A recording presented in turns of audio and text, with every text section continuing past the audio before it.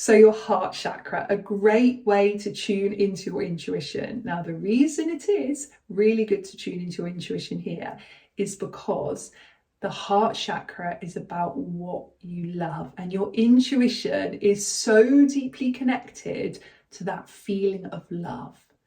Now, what I want you to do more than anything, so if you take one thing away from today's workshop, I want you to do more of what lights you up. So this really is so key in growing your brand or business. What lights you up? Do that. And the things that don't light you up, find a way that you can either do them very quickly, so you can just get them out the way, so you can spend more time doing what you love, dump them, so get rid of them, say no if you can do, if it's possible, get rid of them, or delegate.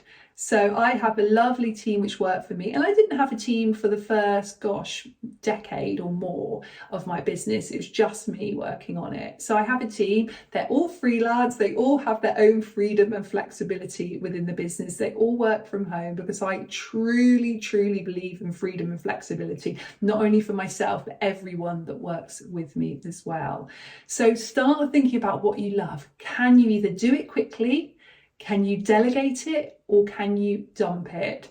And then you will make space to tune into your intuition. You want to feel joy every single day. You absolutely want to feel joy every single day within your business. It's so, so important. And I spent so many years saying yes to so many things because I believed that it was good either for the money, or I really wanted to make a difference and help certain people, or I felt I should, or I felt it would grow my business in some way.